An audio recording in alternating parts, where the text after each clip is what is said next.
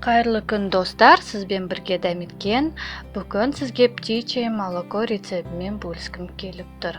Қол жетімді ингредиенттерден жасалады, сондай-ақ нәзік және өте дәмді.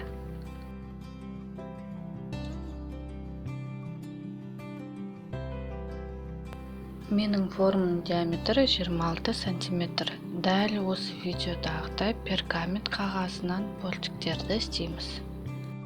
Сапалы пергамент қағазын қолдануға кеңес беремін, өйткені пергамент қағазы мустың формаға жабысып қалуына жол бермейді және мус ағып кетпейді. Формамызды күнбағыс маймен майлаймыз, бортикті жабыстырып қоямыз.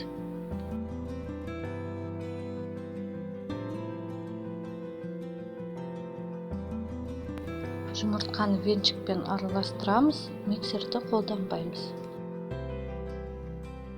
Жұмыртқаға 1 шымшы тұзбен қант саламыз. Какаоны салып, массамызды тегіс болғанша араластырамыз. Шоколад массасына еріген және салқындатылған майды қосып, венчикпен араластырамыз. Үстінен ұнды қосамыз. 180 градусқа пешті қыздырып, шамамен 20-25 минут пісіріңіз. Корждың дайын болғанын тіс тазалағышпен тексеріңіз. Ол торттан құрғақ шығуы керек. Дайын коржды міндетті түрде толығымен салқындатамыз. Желатинді салқын суға құйып, 3-4 минуттай бүккенін күтіңіз. Бүккен желатинді ерігенше қыздырыңыз. Желатинді қайнатпаңыз. Мен желатинді газдың үстіне ең аз отта қыздырамын.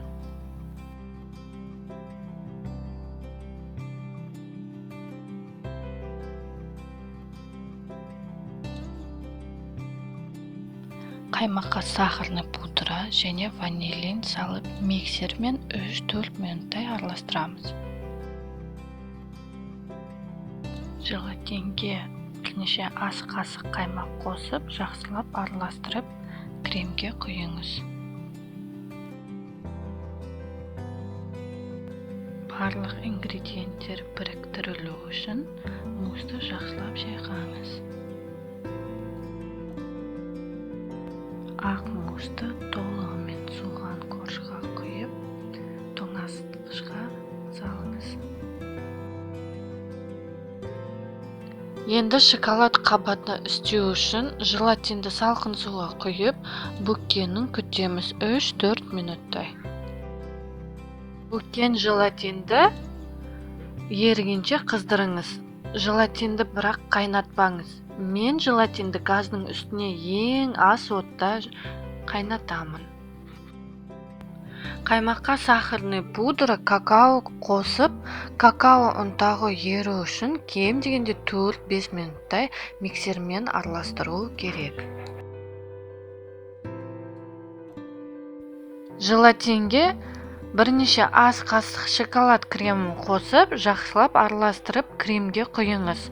Барлық ингредиенттер біріктірілу үшін мусты жақсылап шайқаңыз. Ақ қабатымыз қатайды, енді осының үстіне шоколадты мусты қойып, тоңазытқышқа 1 сағатқа қойып қоямыз.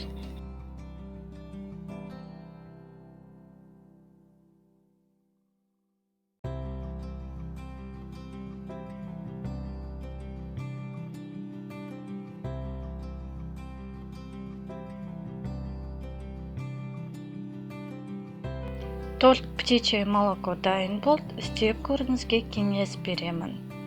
Менің каналыма жазылып, комментарий жазып, лайк қойғандарыңызға рахмет. Ас болсын.